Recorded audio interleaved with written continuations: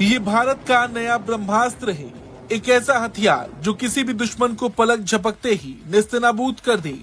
America, Russia और China के बाद इंडिया दुनिया का चौथा ऐसा कंट्री बन चुका है जिसने हाइपरसोनिक मिसाइल अपना टेस्ट किया है और ये बहुत बड़ी बात है। इसका मतलब ये है कि दुनिया में सिर्फ 4 ऐसे कंट्रीज हैं जिनके पास अपने खुद के हाइपरसोनिक मिसाइल हैं। वेलकम बैक नाजरीन। डीजी ISPR ने कल बताया था कि 9 मार्च को भारतीय हुदूद से एक शहर भारत ने अपने स्वदेशी मिसाइल सफल परीक्षण किया।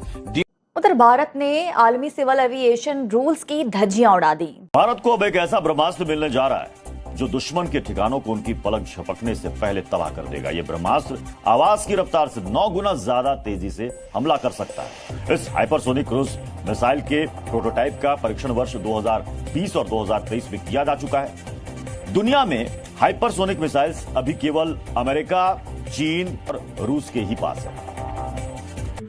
दोस्तों, भारत की defence research and development organisation जिसे DRDO कहा जाता है, उसने एक लॉन्ग रेंज हाइपरसोनिक मिसाइल का टेस्ट किया है। तो ये है वो एक अलमिया जो मैं देख रहा हूं कि आने वाले वक्तों में पाकिस्तान की रियासत के लिए खतरनाक बन जाएगा अगर इस पर आज हमने तवज्जो न दी। तो भारत एक खौफनाक हद तक रिवायती जंग की तैयारी कर रहा है। Aircraft carrier, nuclear submarines, Rafale aircraft, missile, radar, satellites, पूरी दुनिया से वो कई $100 अरब की खरीदारी अगले चंद सालों में करना चाहता है और मजीद शॉर्ट टर्म में सिर्फ इस साल के लिए 20, 30, 40 अरब डॉलर के वेपन्स और इक्विपमेंट वो खरीद रहा है। ये सिर्फ एटमी जंग के लिए नहीं खरीद रहा, वो एक कन्वेंशनल वॉर के लिए ले रहा है।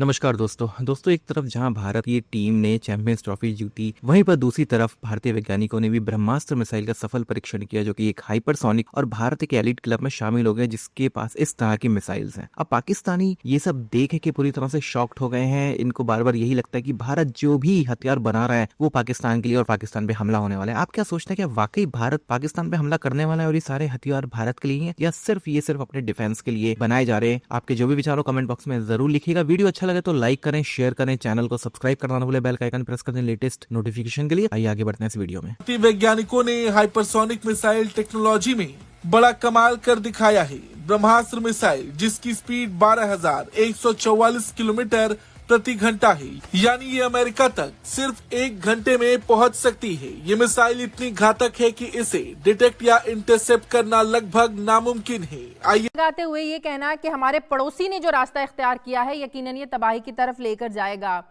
अब इस वाक़े के बाद पाकिस्तान और भारत के ताल्लुकात को आप कैसे देखते हैं?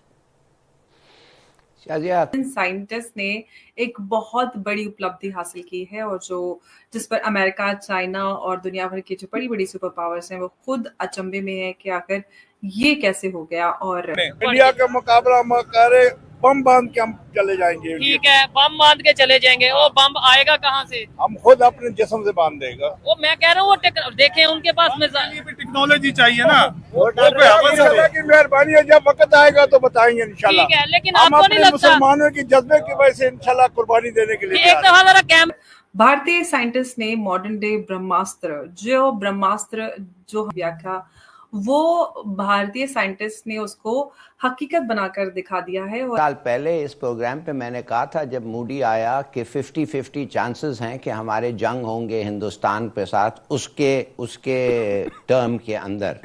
और आप देखिए जो जैसे चीजें प्रोसीड कर रहे हैं, लग रहा है वैसे कि मैं एग्जैजुरेट नहीं कर रहा था। हमारे पास जज्बा बहुत है। और भाई फिर अभी वो यही बात है, जज्बे से हम जज्बा है तो क्या? जज्बा इसलिए है कि जो पढ़े लिखे वो तो कुछ कर रहे नहीं। अच्छा। जो अनपढ़ है वो उनमें जज्बा है। ठीक है। वो क्या कर सकते हैं? कुछ भी नहीं कर सकते। तो जज्बा लेके गली गली हमने नारे लगाने। ठीक है। इंडियंस, चाइनीज भी जो है जब उनको महसूस हुआ कि अमेरिकन भी जो है ना स्पेस को वेपनाइज करते हैं, हमारे जैसे मुल्क जो पाकिस्तान जैसे मुल्क हैं जो सिर्फ अपने डिफेंस पे बात करते हैं, कोई लंबा चौड़ा, they don't do it for the Prestige purposes, तो वो इस पे कोई ऐसे वो नहीं बात करते, वो खामोश रहते हैं क्योंकि हमें पता है कि अगर हमने ये किया तो हमारे लिए नुकसान होगा। और नुकसान क्या होगा कि हमारे ऊपर सैंक्शंस लग जाएंगे। तो ये एक फैक्टर जो है ना वो हमारे सामने बार बार आता है। अगर दुनिया से पीछे रहना है, हमारे यहाँ ना जैज जज्बा पैकेज है। अच्छा।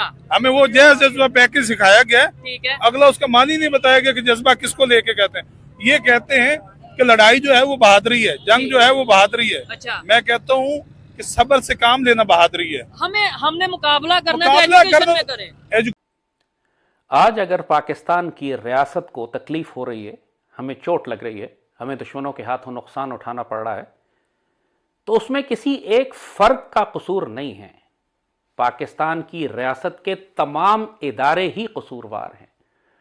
ये इस किस्म की रिस्पांस स्ट्रेटजी बिल्ड करना चाहते हैं कि पाकिस्तान की रियासत इनकैपेसिटेट हो जाए कि ये एक स्ट्रेटेजिक वेपन्स लॉन्च करने का फैसला ही ना कर सके।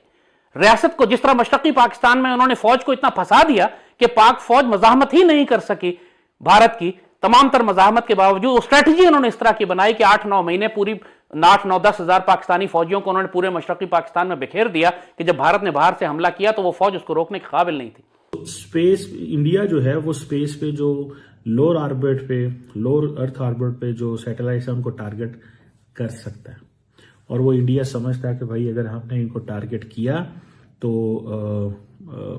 हम बेसिकली ये जो सैटेलाइट्स होती हैं ये समटाइम्स आपको पता है इंटेलिजेंस इंफॉर्मेशन प्रोवाइड करती हैं, एग्जैक्ट पिक्चर्स, डाटा, मूवमेंट, और ये उनको हिट करना बेसिकली आपने दुश्मन की जो कैपेबिलिटी है उसको हिट कर रहे हैं। ठीक है जी।